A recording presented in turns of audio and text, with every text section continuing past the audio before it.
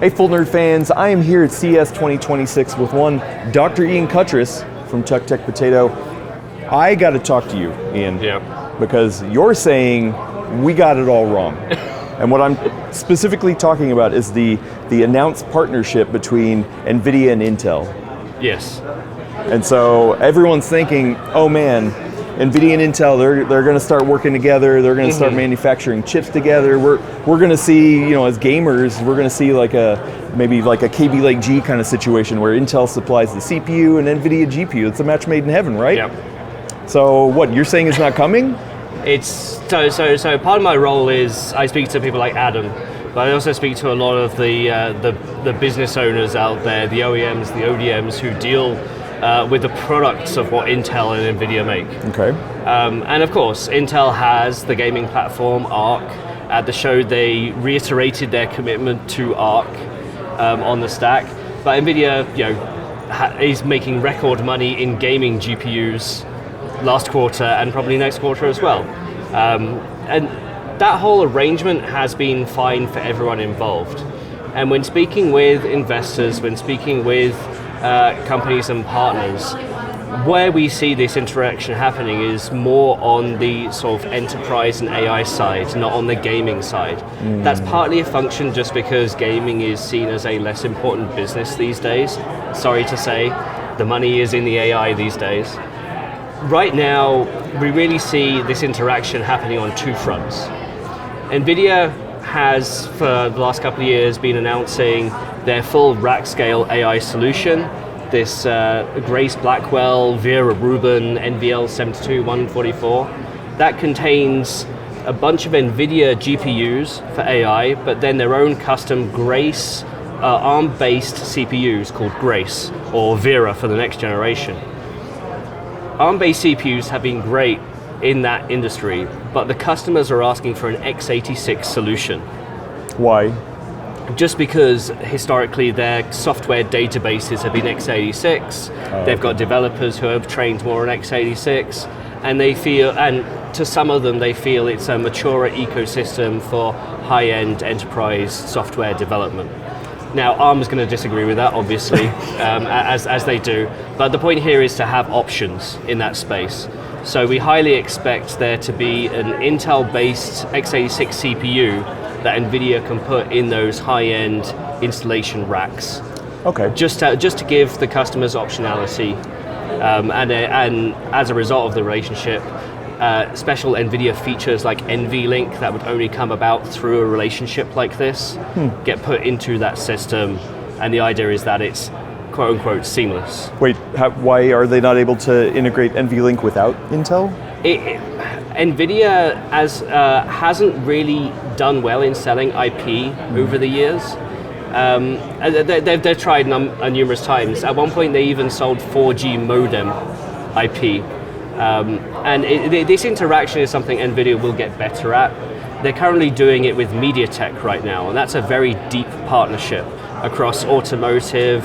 I'm sure you've seen the displays over at Nvidia that do the Pulsar 1000 Hertz. That's based on really cool stuff. That's based on a MediaTek controller that Nvidia is using their own custom firmware on. Yeah, interesting. I didn't know that. Yeah, I found that out the other day as well. Okay.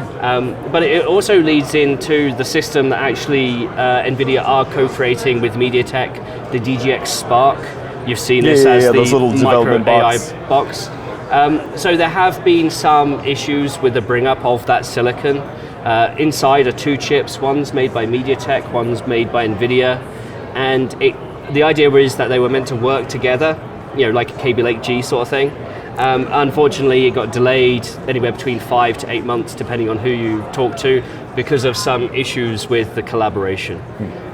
So we're fully expecting to see there to be an x86-based equivalent. Because for like a little Spark system. For a Spark system. Because one of the reasons why we've seen the AMD Strix Halo comparison part perform so well with OEMs and ODMs is because it's x86 based, you can run Windows on it, you can even game on it a little bit. Oh yeah. You can't really game on a Spark unless you really, really, really try. So as part of the relationship, because everybody's speaking about AI these days, love it or hate it, and we know a few friends of ours really, really hate it, We expect there just to be an x86 version of that. So everybody who I speak to as part of this arrangement, this $5 billion investment, this meshing of teams, is on the x86 CPU for the big AI systems and an x86 CPU for the smaller AI development boxes.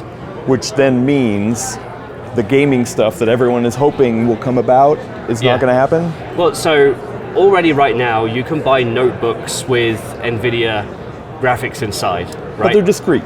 They are discrete, but what benefits do you have of having that combination integration? Well, thinner and lighter. You know, like APU-based systems have a place, especially for like handhelds. You wouldn't want a discrete NVIDIA GPU in a handheld. If you look at where NVIDIA's main markets are now, well, it's AI. It's not comparatively a priority, right? The notebook market. No. Jensen says he cares about gamers. Oh, yeah, I fully agree that he does. But going after that market with a new product line, even now we have all these memory and storage price increases, which are arguably going to reduce the amount of units that are sold this year in the gaming space, in the whole PC space.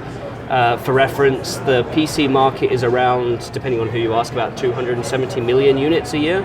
Okay. That's notebooks, PCs, commercial, the whole ecosystem. Laptops, I think, are the biggest chunk of that. Of course, yeah. But who I'm speaking to, we're expecting to see mid to high single-digit decrease in that number this year. Ooh. Because of the shortages and because of the price increases. I mean, that doesn't surprise me. It's not good for the businesses. That's not my concern. Yes. But it's also not good for us. So overall, going back to your original question. The reason why we see more of this Intel Nvidia thing being on the AI side, not the gaming side, is just simply because it's the AI growth market. I'm not precluding that it could happen later down the line. KB Lake G was a very unique part at the end of the day. It also used HBM, if you remember, and HBM is in short supply because of AI as well. So really there's no need to reinvent that market in the same way that there is the AI development and the AI production side of things. Okay. So everybody I'm speaking to is thinking along those lines. I acknowledge your concerns because for a lot of consumers, that's the first thing they thought. AMD might be in trouble here. And to be honest, from a business level, the response has been ARM might be in trouble here. Because you think the x86 is just going to outperform the ARM stuff? Or no, it's just replacing sockets that would have been ARM. True. I mean, but the ARM wouldn't go away, it would just be more like it'd be diminished. Correct. Because one thing I'm sure is better for... Optionality. Optionality. So, that's a really bad word, but it applies here. Well, here's a curveball, could NVIDIA and ARM get into gaming? Maybe they're like, oh, you know what, we're actually going to swing this way, and we're going to, maybe we'll get diminished on the server side, and we're going to try to fight in gaming. I kind of want to say something like SteamOS and Proton, and arguably it could already be here. There has been a lot of thoughts about the DGX Spark, the chip inside, going into a laptop. Right. And that's been a rumor for 2.5, 3 years at this point. Because of the production issues they had with that silicon over the last 6 to 8 months, I'm less and less inclined to think that might happen as a reality. If it would it would be a MediaTek-led project, not an NVIDIA-led project. And on top of that, you go speak to Qualcomm and they'll say it's not Windows on ARM, it's Windows on Snapdragon. But hey, you could run Linux as well. True. And that's where the SteamOS comes in. So never say never, but it's more likely to see an x86 Intel plus an NVIDIA GPU in a AI type system being converted into a laptop later than an ARM at this point. Okay, which, I mean, once again, Strix Halo obviously made for AI developers and stuff like that, but gamers get the benefit as well. So correct, yeah. Maybe we'll say, okay. Yeah, for sure. Well, last question then. How does this all change if the bubble bursts? If the bubble bursts, NVIDIA will have a lot more pressing issues on their hands. Than gamers. Than gamers. They'll be looking at their stock of GPUs that they're in the process of manufacturing, and assuming nobody buys them, their value drops. Stock gets written off, right? And perhaps those GPUs get repurposed for other things. Like gaming? The problem is the AI GPUs don't have the display outputs and some of the things. HPC, high performance computing and supercomputers will get the benefit. Okay. Yeah, the problem there is display. Or I guess cloud gaming. Or cloud gaming. Yeah. We now get GeForce Now squared. GeForce Now squared. Yeah. Yes, the power of a 7080 in the cloud. It turns out VDI now becomes a home use case. Okay, well, listen, Ian, I love seeing you at these trade shows, but you know, you got me down. You got me bad news. You know, can you leave us with anything exciting and hopeful for gamers? Can you see anything in the distance that we should look forward to? I've had this conversation a couple of times at the show, and I'm of the opinion that go back to your Steam catalog and play some old games. I checked mine in December. I have 52% of my Steam library I've not played, or at least it's not registered any time playing. Oh, okay. Right? Right now I'm playing Crab Champions that runs on a potato. Right? Hey, well, on a potato. On a potato. To a certain extent, FOMO is a thing. Everybody gets it to a certain degree.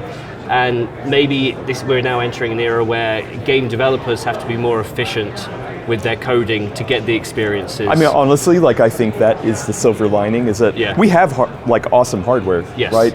And the complaint from gamers all around right now has been like, oh, the devs are lazy, it's unoptimized, all that kind of stuff. And if we continue to have the same hardware for a while, and the developers, have a set thing to target, then we could benefit from that.